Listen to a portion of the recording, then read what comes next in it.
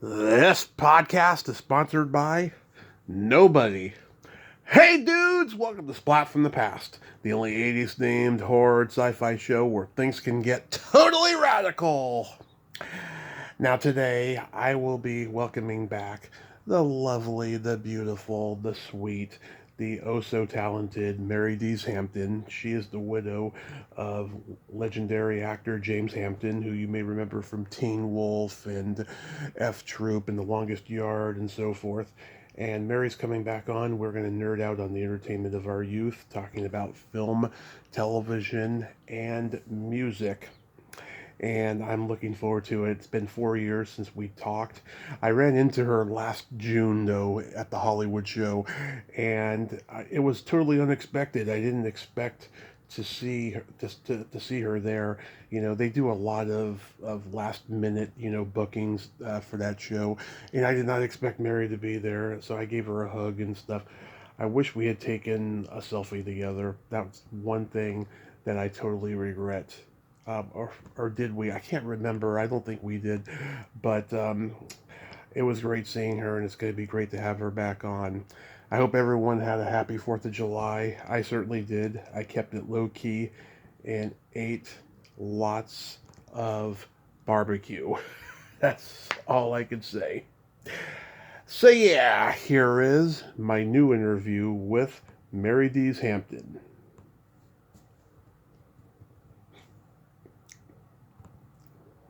Hey, Mary, welcome back. How are you today? Hi, Tommy. I'm doing great. How are you? I am fabulous. How was your 4th of July? Oh, loud. Yes, yep, I The get it.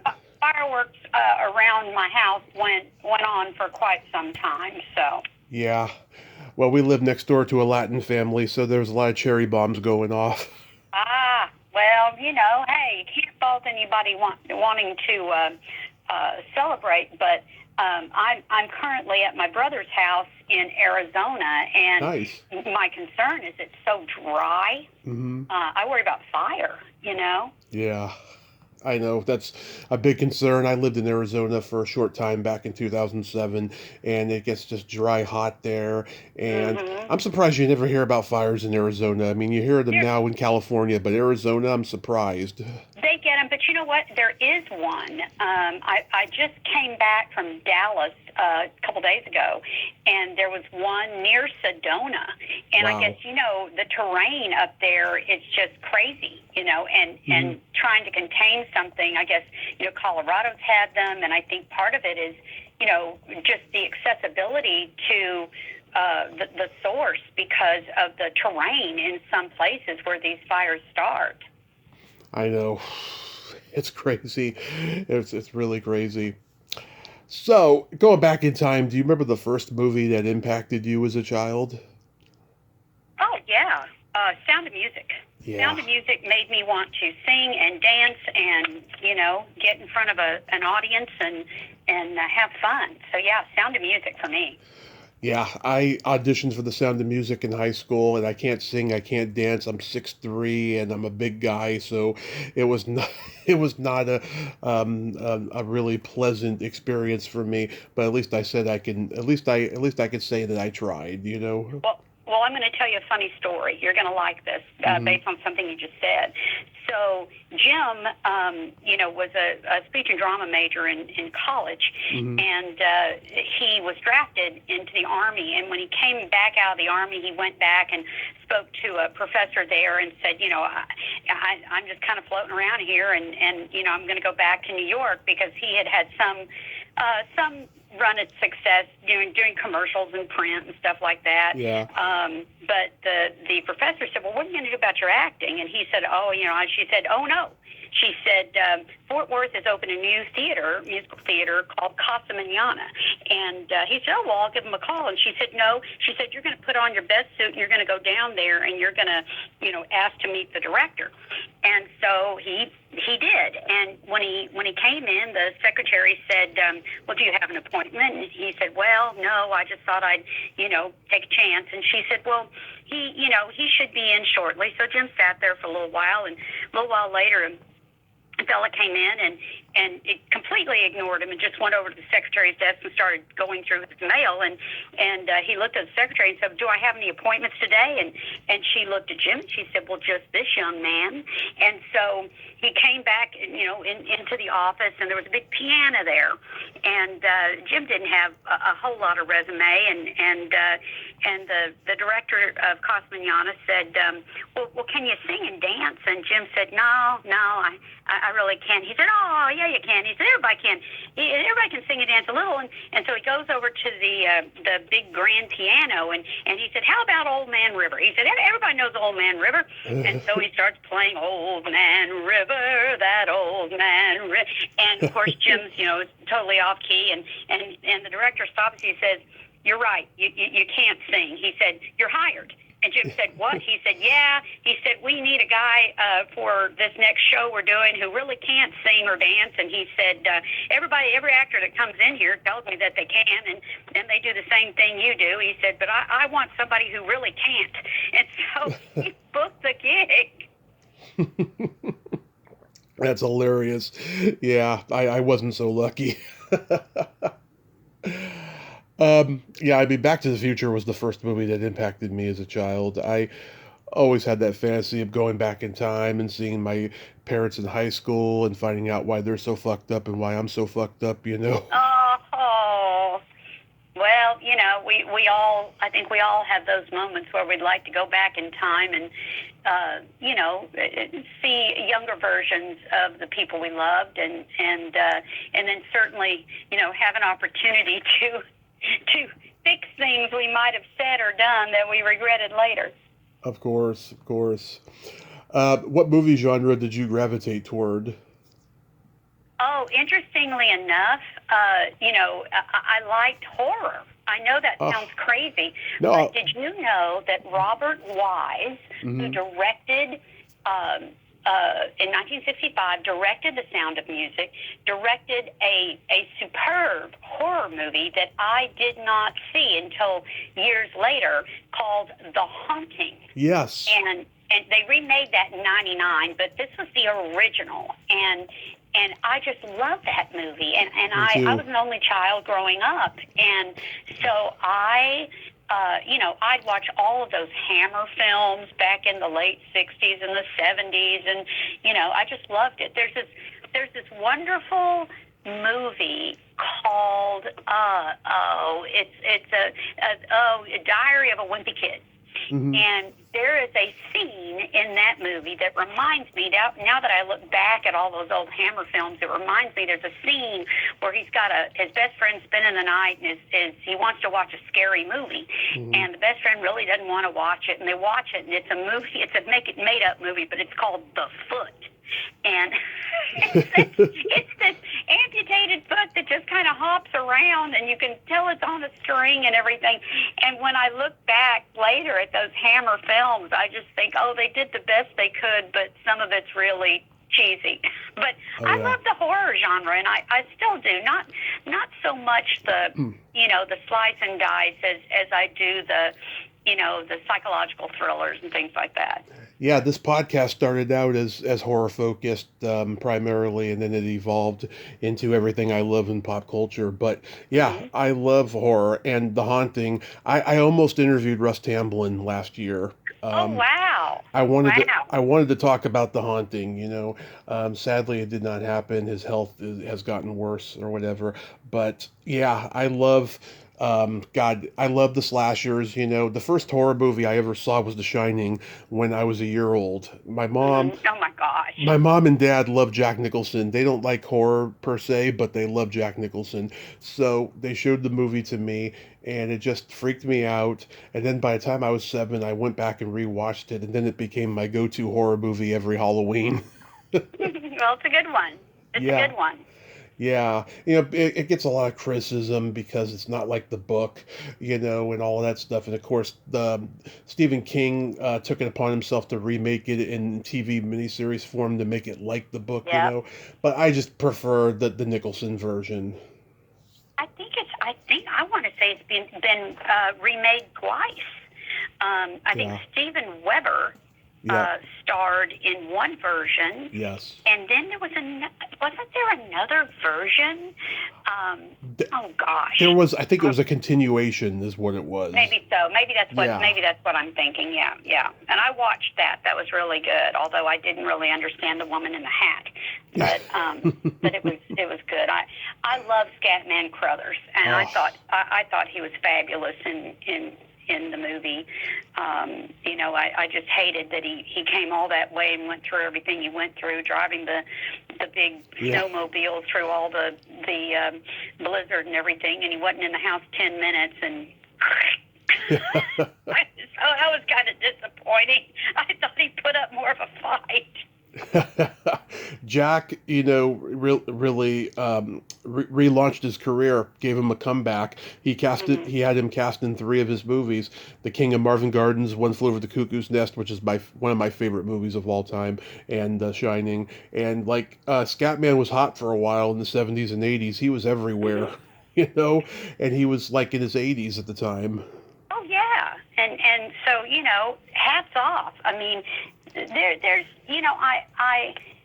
while I am an actor who sees some age discrimination, I will say this, that there seems to be more opportunity for older actors now. I'm very disappointed that Netflix canceled The Burrows. Did you see The Burrows with Henry Molina and Gina Davis? It was excellent. But my brother watches it. I actually saw him watch an episode the other night. Yeah. Well, I mean, it was at the top of its game. I mean, it had 2 million views or 2 million viewers, and they canceled it. And it, it just was so disappointing because it focused on a retirement community. And all of the older actors out here were like, woohoo, there's a vehicle for us, and kablooey. I think that series television, is difficult for a lot of young people to watch, and I think that's why verticals have become so popular. Is that you can watch it all in 20 minutes, or something, and I think that's sad that people don't make commitments to watching shows that are connected, that don't have independent episodes per se. Right. And I think that's what builds the drama, that builds the tension in these shows. The Fall of the House of Usher and The Haunting of Hill House, and all those were terrific. Anything Mike Flanagan touches is gold, and Midnight Mass. I mean, but they were all shows that you had to watch, one after the other. And I'm old enough to remember when we had, all the new shows came back. All the shows came back in September, October. Yeah. And then everything went to reruns and in the summer, and you had to wait, who killed JR? Everybody was waiting until the premiere of the next season, and now you don't have to wait. It's just instant gratification. And I think something is lost in that, Yeah. But I gotta say, when the Karate Kid series Cobra Kai was on, I looked forward to binge watching all 10 episodes when the new season came. I binge watched them all day, all night. I was not gonna do it individual days, and I was just happy about it every season. Well, it was great. It was a great show. I worked with John Hurwitz on Harold and Kumar. I was Harold's mom. Yeah. And something popped up on Facebook. He wrote something on Facebook, a long post that was very good. And I usually don't comment a lot on anything. I might like something, but I commented on it, and I said, excellent. And then in parentheses, I put, says Harold's mom. And he loved my post. He gave me a love. So I guess he remembered me from however thousands of years ago that was. But it was funny. Yeah.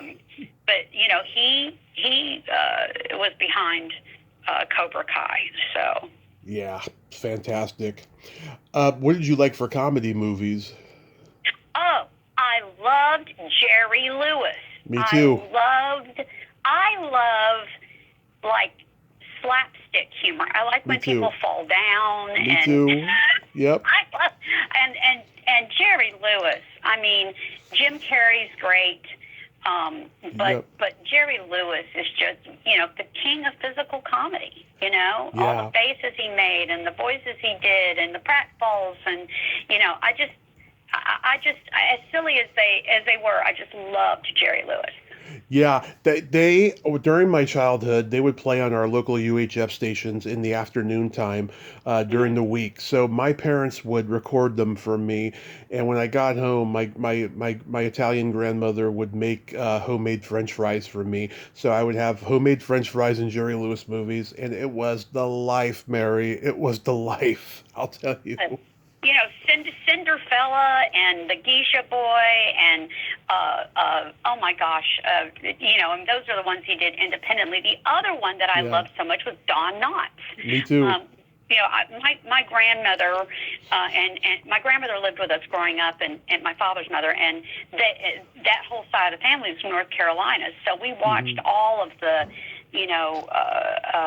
Andy Griffiths and Gomer Pyle and Mayberry RFD. And interestingly enough, Jimmy, I always recognized Jim whenever I would see him, because as a young girl, I saw him in an episode of Gomer Pyle. Yeah. And so whenever I would see him in all the thousands of other things he did, Mannix and Gunsmoke and, all those other shows, Doris Day, and all those hundreds of shows that he did, I would always think of him as Branch Eversole.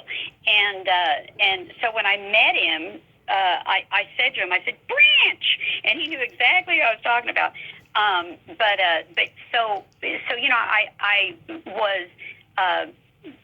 grew up knowing Don Knotts in the Andy Griffith Show. Yeah. And, of course, when he left the show, he went on to do, The Reluctant Astronaut and The Ghost of Mr. Chicken. And Mr. Limpet.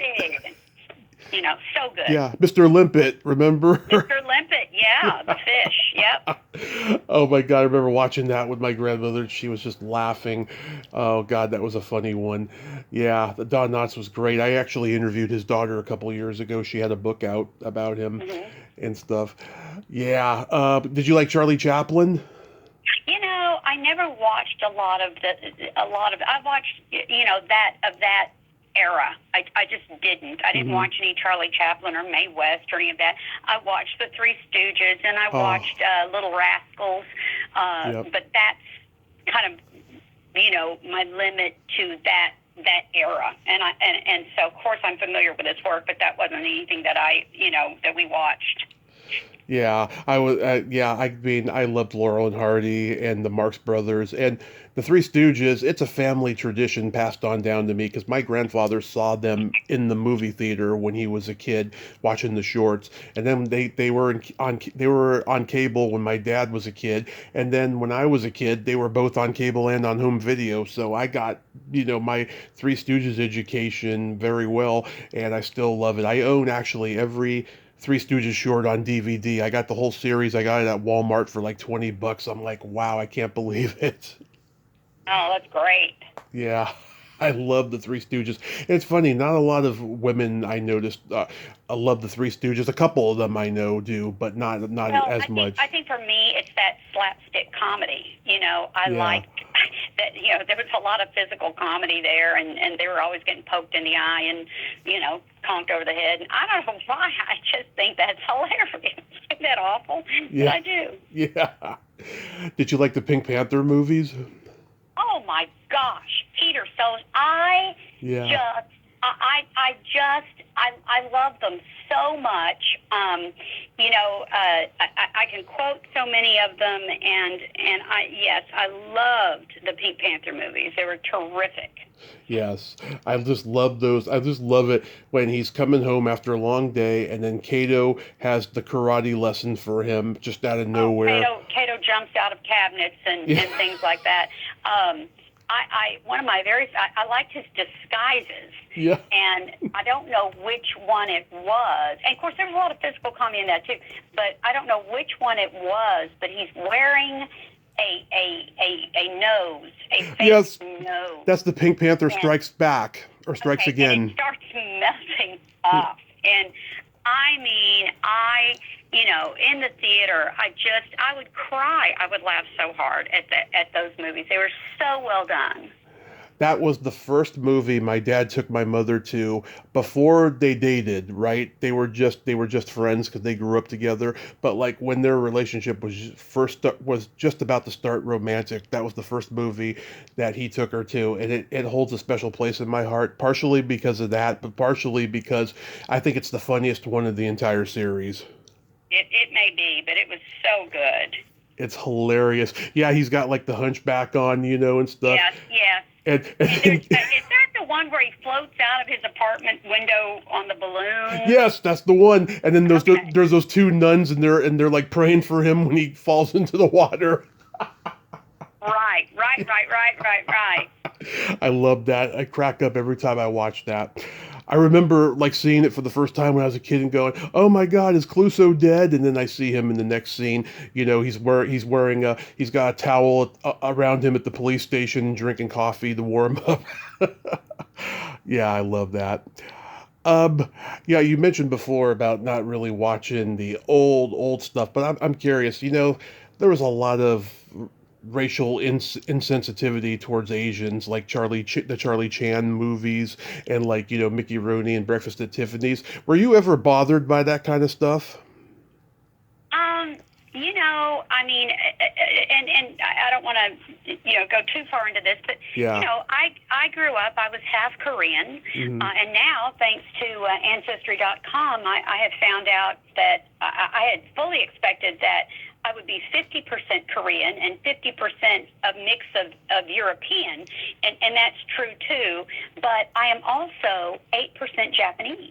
Yeah. And of course the Japanese invaded Korea on many occasions. There were lots of wars and like that, and so that kind of, it surprised me, but it didn't surprise me. But I was teased a lot growing up, particularly, when I started school. Now, the good news was that I was an Air Force brat, and early on, I lived on Air Force bases, and so there was a lot of diversity there, so to speak, and there were other children of color. But in school, it was tough, and I don't know that I would say, I'm offended at that. It was what it was for the time. Right. I think what I am offended by now is that in the older films, they would bleep out certain derogatory terms for certain ethnicities. Right. But they didn't bleep out derogatory terms for Asian persons. Oh, interesting. And whether they're Vietnamese or they're Japanese or they're Korean or they're Chinese, they don't bleep those out. And it's like, well, why is this derogatory term towards these particular people of color, why are you bleeping that out? But for other ethnicities, you're not bleeping out derogatory terms for them. That's what bothers me, is why is it okay to keep any of that in, or why don't we just leave it all in? I think everybody's smart enough to know that people were insensitive, and they shouldn't have been. Right. That I think bothers me more now than actually experieing, those situations in those older movies. We brought up the Geisha Boy, or maybe I did, with Jerry Lewis, and that was a really kind kind of a brave movie at that time because the female lead was Japanese. And there is a scene, Suzanne Plachette is in that movie, and she plays a military woman, and I guess she's just kind of down on men, but she's kind of harsh and like that. Mm-hmm. And of course, Jerry Lewis's character falls in love with this Japanese woman. Yeah. And there is a scene where where Suzanne Plachette's character comments on, you know, I'm putting words in the movie, and it's not really the words she says as it is the way she says it, and it alludes to maybe she shouldn't be so harsh, maybe she shouldn't be so hard on men, and you know, like that, and I think what that was alluding to was sort of the you know, I guess the respect. I mean, I just got back from Korea, and my mom was Korean, and you know, what I noticed there is, you know, all the kids are on their phone just like they are here. Everybody, I say kids, anybody under 30 is a kid to me. You know, they're all on the subway, but people don't even look at you. They just get up and get out of the seat. If you're an older person, and they have designated seats on subways and buses for pregnant women and elderly. And let me tell you, you can be nose to nose with people on that subway, and nobody is going to sit in those chairs. Right. And I think there's just respect that people have for each other in other countries that, you know, I can't tell you the last time a young man opened the door for me, you know, or pulled out a chair for me, or, you know, I don't know. It bothers me a lot. It bothers me a lot. But there are still countries where, you know, and so I think that going back, I went on and on, but going back to that movie, I think that movie really took a chance. And it had a positive reflection, I think, certainly for its time, you know, for when it was made. And yes, and by the way, I'm a strong proponent of chivalry, so if we ever go out to dinner, I will do all that stuff for you. Well, thank you very much. Thank you very much. Yes, absolutely. I know chivalry is not completely dead. I mean, it happens, but I'm you know, being there in that country and seeing that, you know, that type of behavior, as opposed to being here, it really kind of opened my eyes. I was like, wow, this has really gotten bad here. Yeah. So. Did you have movie star crushes? Oh, gosh, movie star crushes. I'll tell you. Well, of course, you know, I had singing star crushes. You know, Donny Osmond and Bobby Sherman, and you know, David Cassidy. I'll watch Partridge Family. You know, and movie star crushes. You know, not really, unless you want to count Peter Sellers. But you know, I don't know. You know, when I met Jim, of course, Jim did so many movies with Bert and television, and then he directed Evening Shade and wrote for Evening Shade, and I just, you know, Jim asked me one time. He said, "Well, you know, did you ever have a crush on Bert?" And I said, "No." I said, "I had a crush on you." I said, "I always liked the funny guy." Yeah. So my crushes were like John Ritter. You know, I mean, loved him. No slight on George Clooney. He's a very attractive man, but I take a John Ritter every day because he's funny. And so, you know, I think the actors that I liked, or who I had crushes on, if you want to say, were the ones that you know, were comedy actors, I think. I totally get it. Cary Grant was a big one for me. My mom had this paperback book about him, and it had these beautiful black and white pictures of him, and he was a big one for me. Natalie Wood was another. My dad had a crush on Natalie Wood when he was 8 years old. He went to go see The Great Race, and that's where his crush on her began. And I had crushes on many '80s movie actresses that I've become friends with from the podcast. But it's all different now because now they're like my aunt. Well, it happens. Yeah, of course. But yeah, those were big ones for me. Um, did you go to the drive-in growing up? Yes, I did. And there were lots of drive-ins when I was a teenager. We lived next door when I was young, 7 or 8. We lived next door to this family, and they had a station wagon, and they all liked to go to the drive-in on the weekends, and they would always invite me. And my grandmother, who's from North Carolina, as I said, lived with us. She never wanted me to go, and I couldn't understand why not. And so finally, she relented and said I could go one weekend, but she said, "Don't eat or drink anything at the drive-in because you'll get the ptomaine."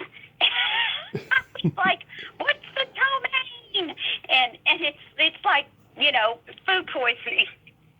And so I was always afraid to eat or drink anything at the drive-in because I was afraid I'd get the ptomaine.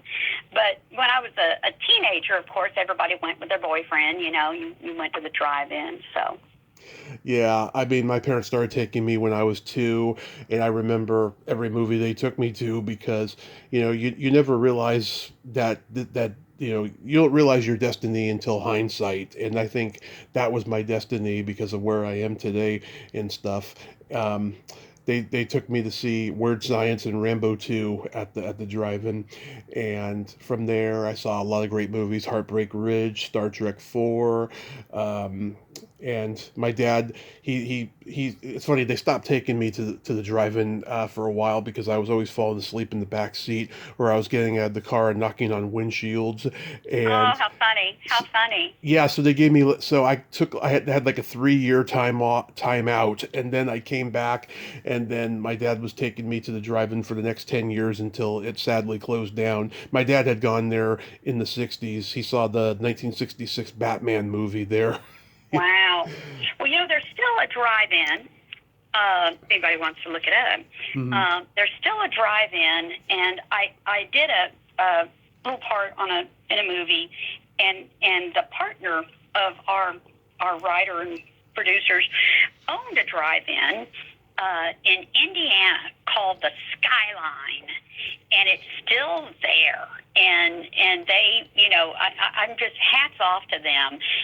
Now, I grew up in Texas, where it's just unbelievably hot, and yet you would go to the drive-in at night, and you'd roll down the windows, and somehow it just didn't seem that bad. I watched a scary movie I guess it was last year, called Heart Eyes. Did you see that movie? Heart Eyes, no. Heart Eyes, okay.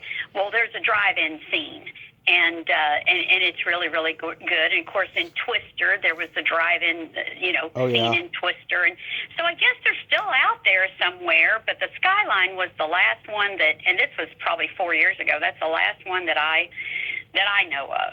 There's one in San Jose, and I don't know if it's still going right now, but I would love to go there because it's been 26 years since I've been to the drive-in. Mm. 26 Well, years. they're hard to find. They are. They are. So getting into television, what sitcoms did you watch growing up? Oh gosh, well I watched the Monkees, and I Oh, me watched too. Andy Griffith and Gomer Pyle. I watched the Partridge Family. Oh gosh, all of the ones. Leave It to Beaver and Gilligan's Island. I just was at a Western convention, and Dreama Denver was there. Oh, I know And Dreama. Yeah. do you know Dreama? Yep, she's been on the show. Oh, she's great. And I told her a story that she did not know. Jim and Ken Berry and Yep. Bob all played bumbling orderlies before any of them had a real career. He had done Dobie, but in the early 60s, or mid 60s, I guess, before Gilligan's Island, and before F Troop, they played 3 bumbling orderlies on an episode of Dr. Kildare with Richard Chamberlain. Oh my God. That's funny. And Trina was like, I didn't know that.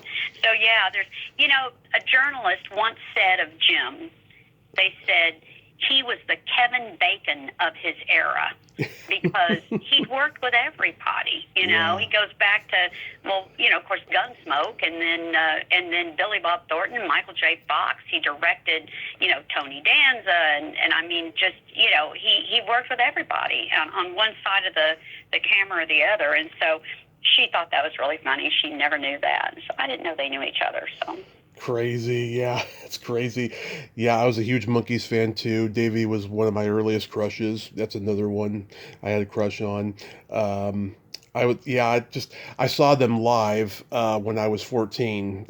They came to the Bay Area to play at Candlestick Park before a Giants game, and there was only 3 of them. Michael wasn't there, and they did like 10 songs and then drove off the field in a Cadillac. It was priceless. Oh wow! Yeah. Well, I'm going to tell you a story that was told to me. Mm-hmm. So this is secondhand. But there's a wonderful, wonderful, wonderful actor who's also a wonderful, wonderful man named Michael McGreevy. Oh, I know Michael. Yeah. Okay. So he told me this story.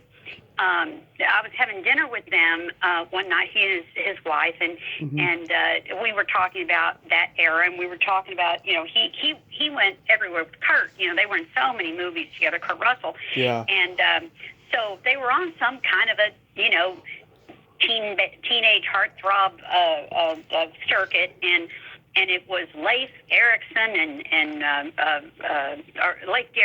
Leif Garrett, and Leif Erikson's a Viking. What am I talking about? Yeah.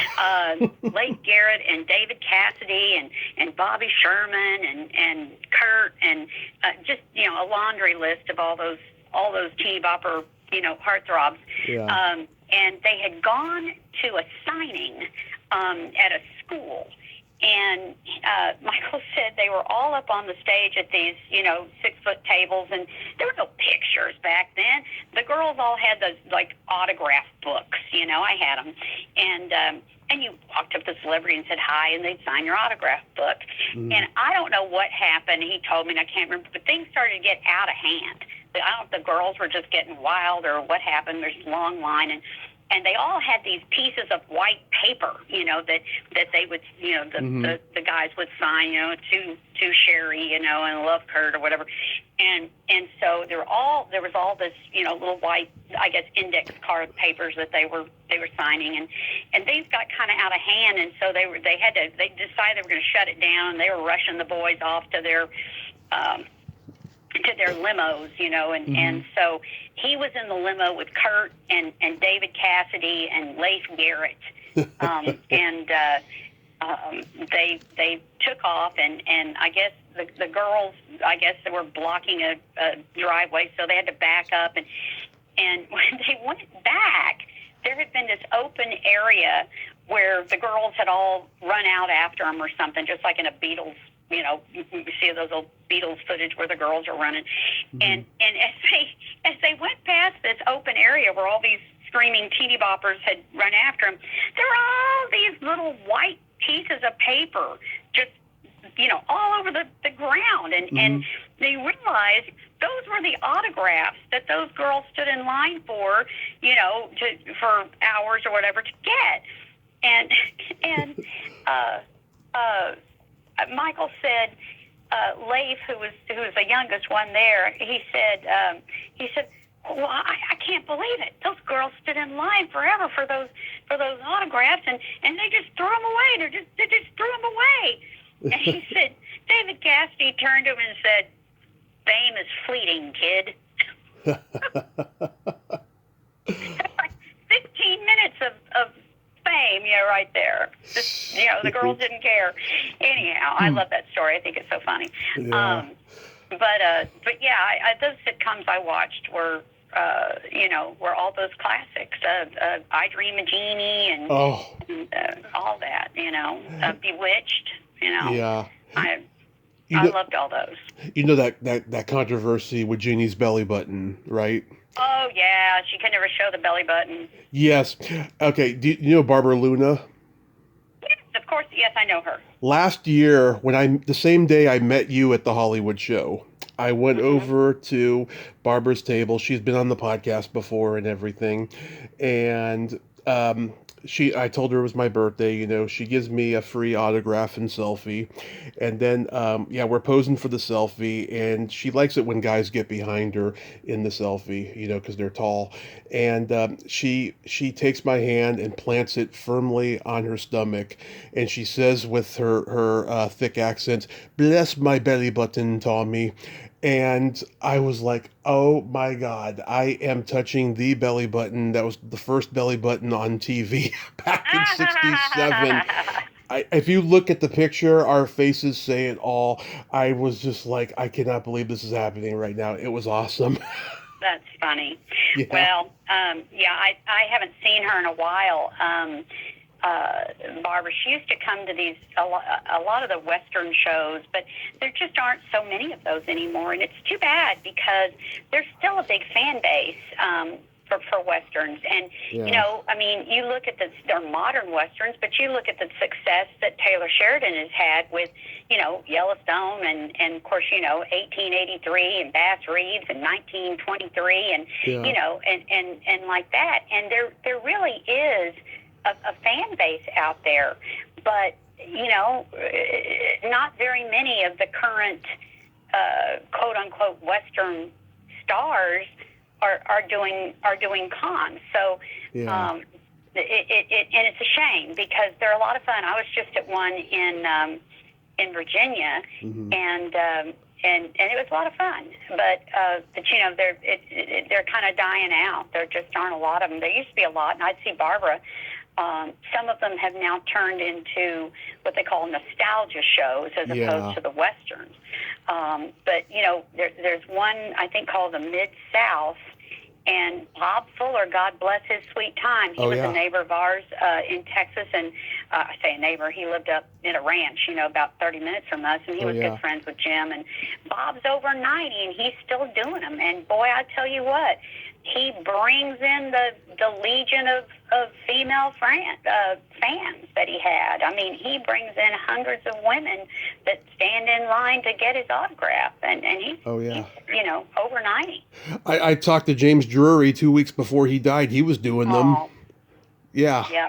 Yeah, Yeah. we used to see James, we used to see Clint Walker. Yeah.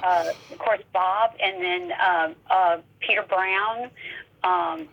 So many of them are gone, and it breaks my heart.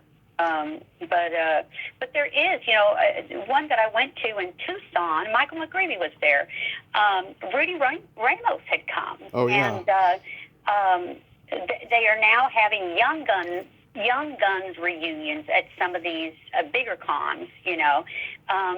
But they make westerns and they're big hits, and then they kind of go away. So. Yeah, and God, what's his name died a couple of years ago? Hitchings from oh God, what's the Western show from the 50s? I'm blanking on it. Are you Right. talking about Will Hutchins? Oh, Sugarfoot? Hutchins. Yeah, Will Hutchins. That's what his name. Sugarfoot, yeah. Yeah, he just died like a couple of years ago. Mm-hmm. Yeah, all these guys are going. Yeah, Fuller's like the last one of those old westerns of the I'm of the telling you. 50s. Yeah, I think Roberta Shore is still with us. Oh yeah, she is. Tammy Locke was at this Western festival that I was at. Hmm. She was there. Kathy Garver was supposed to come and could not make it. So there are some, but by and large, they a lot of the people that starred in the shows are no longer there. Yeah, and my dad's a Western aficionado. He used to watch when the Western Channel was like first launched in the 2000s. Oh, he was happier than a pig in shit. Excuse my language. It's funny. He was watching shows I had never heard of because they weren't on in syndication when I was a kid. Like when I was a kid, he watched Gunsmoke and Bonanza. I knew those shows, right? But I didn't know who Audie Murphy was. He was watching all his movies. He was watching Oh God, who's that one? Oh, Lash LaRue. I didn't know who Lash Uh-huh. LaRue was. Yeah, he Mm-hmm. was watching all that stuff, and I wish I could take my dad to those Western shows. But yeah, like you said, they don't seem like they're going on anymore. Yeah. And then there's what's his name? I interviewed Rob Ward, who's like keeping the old Westerns alive with his YouTube channel. Yep. Yep. Yeah. Well, there is one in Tucson later this month that I'm going to, and it's around the National Day of the Cowboy, but it's the 23rd through the 26th in Tombstone, and it's a big one. There's also another one. I don't think they have any celebrities that are going to be there. It might have already happened in Kanab, Utah. My husband has a plaque on the star on the Western Walk of Fame there, and they used to shoot a lot of the old westerns in Kanab, and they called it Little Western Hollywood. And John Ford and everybody shot there, and it's beautiful. It's near Zion National Park, and we went to that one for several years. But the original show went away about a year or two ago, and now they've got another one. But I think it's just like for a day or something like that. But it's a long way to go to get there. It's kind of, I love George Clooney says this line in Oh Brother, Where Art Thou? He's trying to find a can of Dapper Dan hair, grease, hair salve or whatever, and he's standing there in the store, and he says, I gotta have some Dapper Dan. And he says, where can I go? Well, it's like 2 hours to whatever city, and then, what about it's like 2 hours. He said, this place is 2 hours from everywhere. And that's kind of how Kanab is. Kanab is 2 hours from everywhere. We used to go, and from L.A., you'd have to fly into, like, Salt Lake City or something. Then you'd take a puddle jumper to, St. George. And then it would be like an hour and a half bus ride to Kanab. It's crazy. Hilarious. Did you watch Kung Fu growing up? I did. Yeah. I did. And I liked it. I love Kung Fu Panda. Kung Fu Panda is my favorite cartoon ever. Yeah. That show was so unique and odd and way ahead of its time. And Carradine, nobody could ever have played that role other than Carradine. I mean, he was just. They remade that. A couple of years ago, they remade it, and I was so upset because I was never on it. It was I think who was in it? It didn't. Let's see. It was on the CW, and it was a woman. It was a woman, and it was like a modern. It was modern day, but the star was a woman. Okay, yeah, I didn't see the remake, but yeah, Kung Fu was a very interesting show. Now, musically, what was the first album you bought or was given to you? Beatles. Beatles. Oh. Beatles. Which one? Interestingly enough, I still have it. My dad was in the Air Force. We lived in Japan until I was 5. And I have an album from 1964, and it has, the front of it is the 4 Beatles, and it's a red cover, and it's in Japanese, but it's not just the Beatles that are on the album. There are other singers that are on the album, and I think that's what makes it so unique. But I love the Beatles.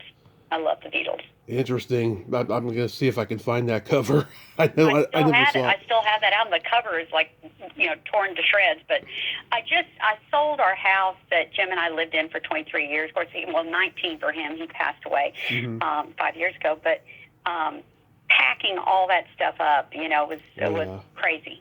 But I kept all my albums. Of course, I had all the Elton John albums and the Monkees albums and the Beatles albums and Elvis, I met Elvis when I was 10. I was so excited. But that was kind of, my music. I remember I won an album off of back in the day, you'd listen to radio, FM radio, and there was the big popular station in Fort Worth was KFJZ, and it was Marky Mark Stevens. He was a Marky Mark before Marky Mark, and Mark Wahlberg. But they would say, we're going to play one note of this song, and if you know what it is, and you're the eighth caller, and I won this album. I was so excited. I won something, and my dad had to drive me down the radio station to pick it up. And I don't even know what I won, but what I won was a Stevie Wonder album, and it was so good, and I don't think I had ever listened to Stevie Wonder before that time. And then I became a big Stevie Wonder fan. How did you get to meet Elvis? So this is an interesting story. I'm going to make it short. Okay. My mom worked at the premier. She ran a private supper club at the premier hotel in Fort Worth. And anytime anyone came to Fort Worth, that's where they stayed, because this is in the days before they had revitalized downtown Fort Worth. And so my mom knew everybody who was anybody, every general manager of every facility, store, judges, lawyers, senators, congressmen, they all hung out there. And so when a celebrity would come, they would stay at the Green Oaks Inn. Well, and I got a lot of autographs. I got Mickey Dolenz autograph. He stayed there. My mom worked nights, so she didn't know who a lot of celebrities were, and they liked that about her because, she wouldn't bother them. But she knew who Elvis was. And my mom could always get tickets to every show, and we'd have box seats or second row because she knew everybody. And she could not get tickets. This is 1972. She could not get tickets to Elvis. She couldn't. I was very sad. But what she did do is she said, he is going to come to the hotel. He will be at the hotel tonight at 8 o'clock. So, I come, you and Joni, my best friend Joni, you and Joni come and you'll get to meet him. So Joni and I are there, and, we're like 10, and we're so excited, and we wait. And there are other families of other persons that worked at this hotel that are there too. We wait and we wait and we wait and wait. No Elvis, no Elvis, no Elvis. So at 10 o'clock, it's school night. And my mother says, you got to go home. Oh, I'm crying. Oh, I mean, Elvis. So I went home. Well, the next day, because she ran the private supper club, and they were open from 11 to 2, and, she ran it at lunch, Elvis had come in at some point during the night, he and his entourage, and she went to take his meal up to him. And, of course, they're the Memphis Mafia were there, and then one of them answered the door, and Mother had his meal, and I think he was in the room. It was like there was a suite, and he was in the room. She could see him, and so she said, my mother, who has no fear, said, "Where were you last night?" And he looked at her and got up and came over the door, and they opened the door, and he said, well, we were late coming in. Our my plane was late getting here, and she said, well, my daughter waited for you until 10 o'clock last night, and I finally had to send her home because it was a school night. She was very upset because we couldn't get tickets to your show, so she at least wanted to meet you. And he gave her tickets to the show, and he gave her a press pass. And he said, well, not him, but one of his people, and he said to my mom, he said, I am so sorry that Mary Ann was disappointed. He said, we're going to get you tickets to the show, and we're going to get you a press pass. And he said, now this afternoon, I'm going to be leaving for the show, and you have her at the hotel where the press is, and I'll come over there and I'll speak to her. And so after school, Mom picked me up. We went straight over because he was leaving like at 4:30 to go to the convention center, and there he came. There he came. He was in his black jumpsuit with the studs, and he at the time he was dating Linda Thompson, who had been Miss Tennessee. She ended up, I think, marrying Kenny Rogers later, but no, she was married to Bruce Jenner. I don't know. Anyway, can't remember, but she had on this purple flowing gown, and my mom was there, and my mom was pointing, and he looked, and she said, there she is, and he came over to me, and he took my little 10-year-old hands, and he said, oh, Marianne, I'm so sorry that I missed seeing you last night. He said, I hope you enjoy the show. And, of course, I just stood there with my mouth open. I don't think I said anything, but, Yeah. And so we went to the show, and it was great. So that was my Elvis encounter.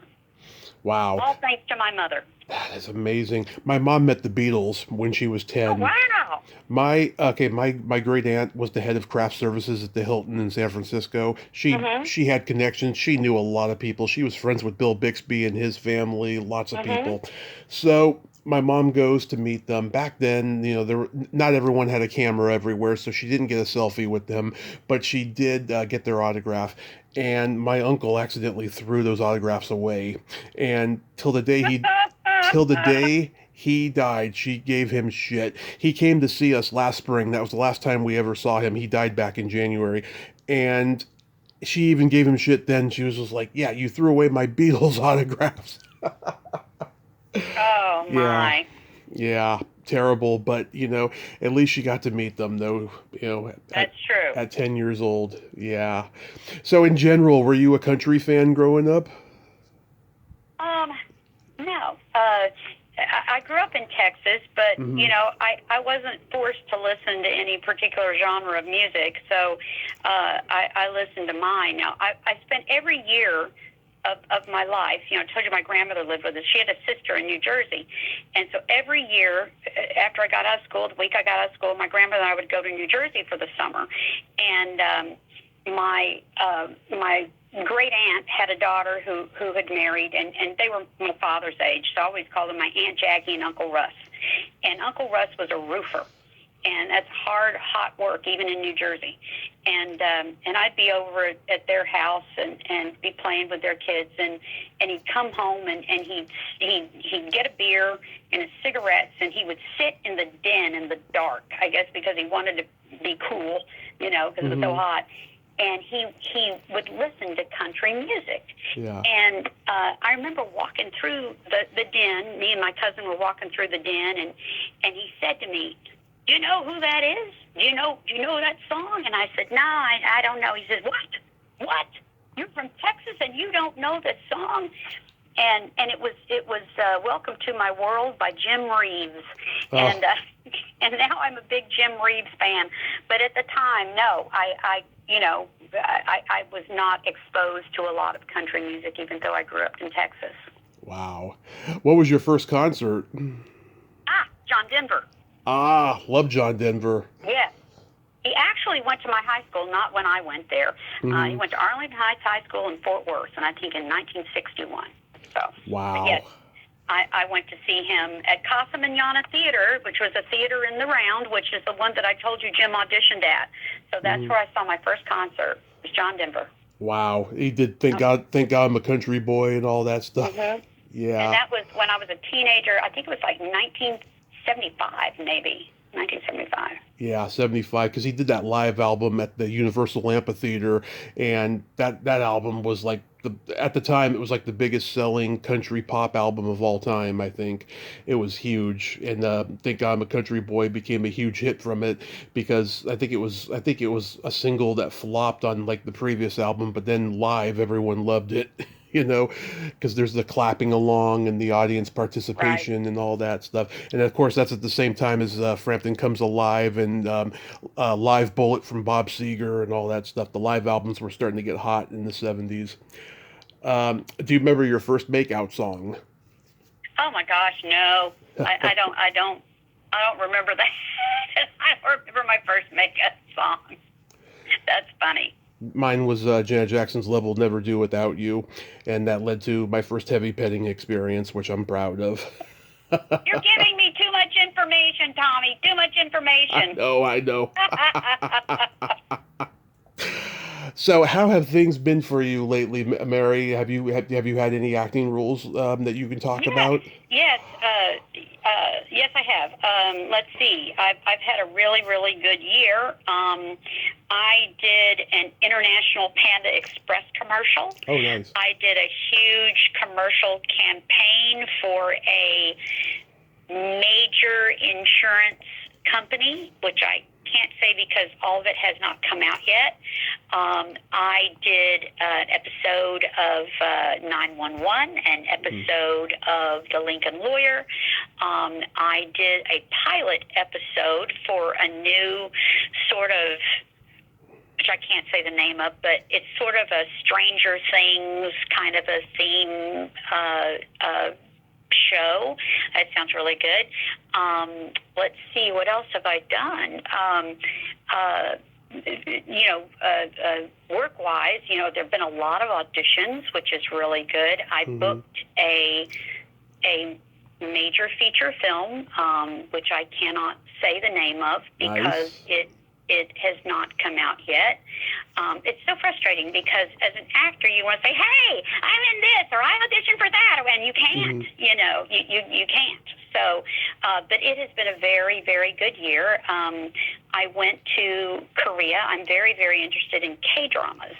I've been watching them for several years, and I am considering dipping my big toe into the K-drama market at some point, maybe going next year, and seeing what I can do over there.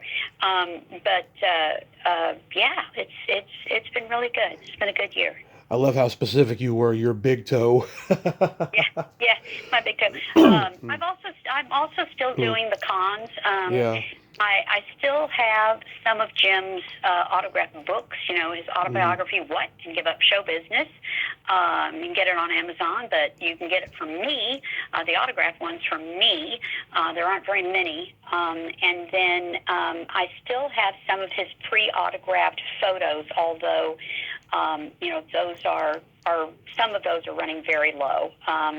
But, promoters that used to have Jim come to their shows are still gracious enough to have me. I have my own photos that I sign, my Harold and Kumar photos, my General Hospital photos, the current photos of me, and so I have a lot of fun. I see a lot of Jim's friends, my friends as well, and it's good to still have connections. I'm so flattered because people will tell me the most wonderful stories about Jim that I never knew. Some celebrity friends of his will tell me stories, and then there are fans that will tell me wonderful stories about him. And, just actually solidifies, even though they predate me, sometimes they solidify what a great human being he was, as well as being, a phenomenal talent. And I enjoy doing those cons a lot.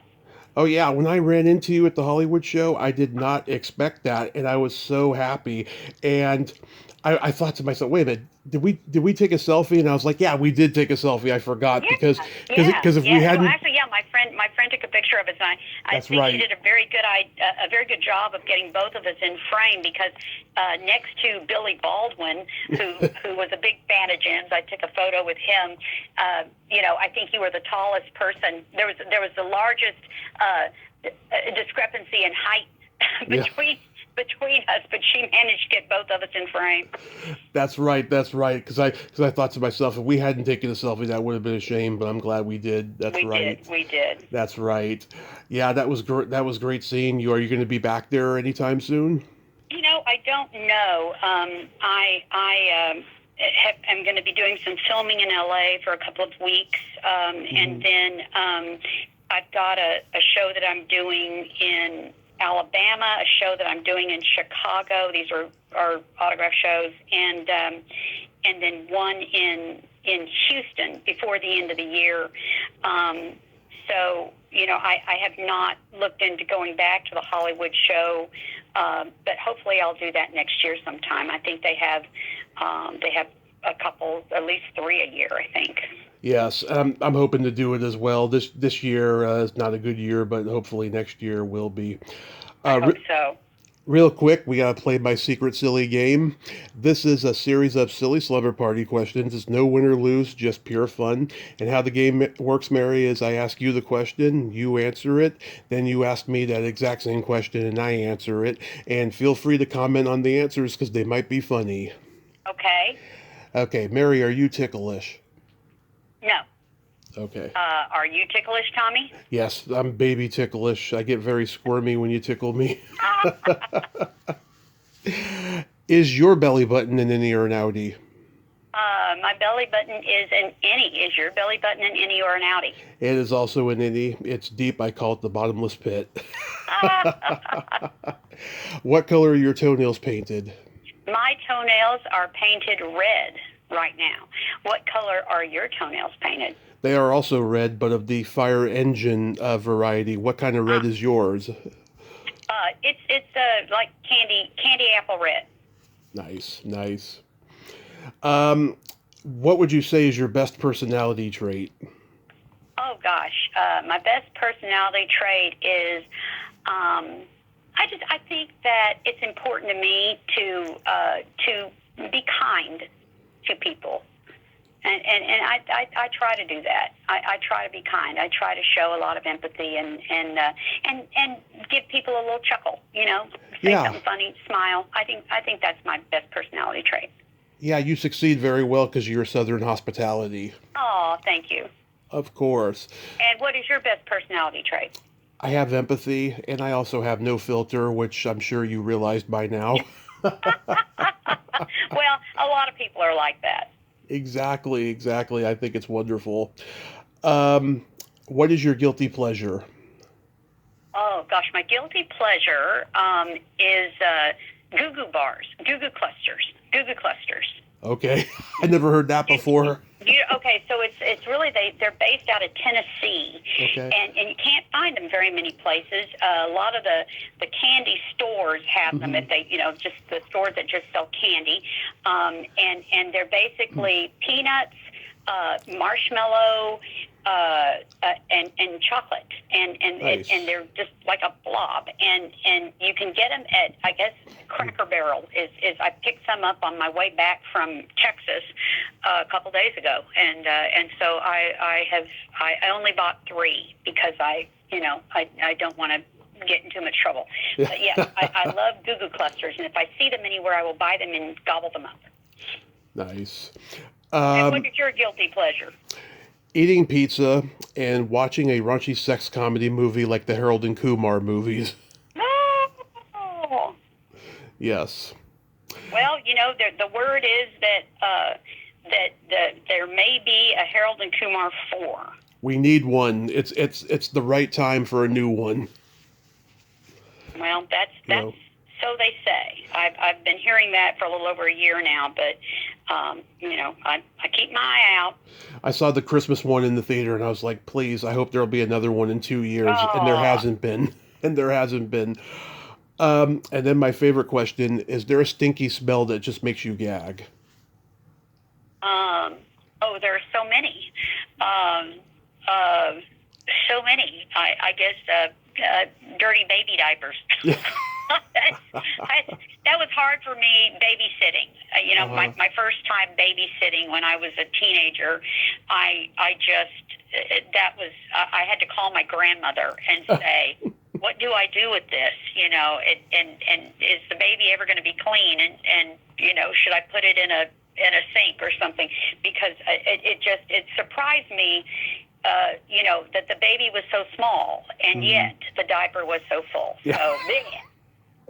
Hilarious. And then for me, it's either farts or feet. Bleh. Yeah. Bleh. Well, I still say dirty baby diapers win. The classics. They're all classics.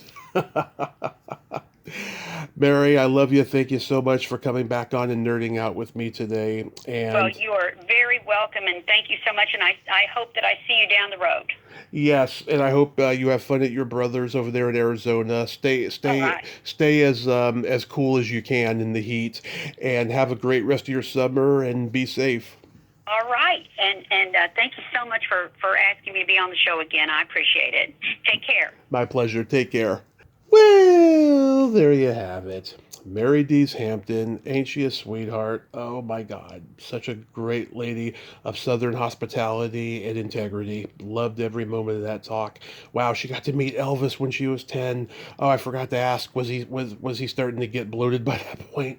That's awful, but you know, it's a part of Elvis's history. Well, until next time, this is Tommy Throwback Kovac saying there's no shame in living in the past because the present sucks. Later, dudes.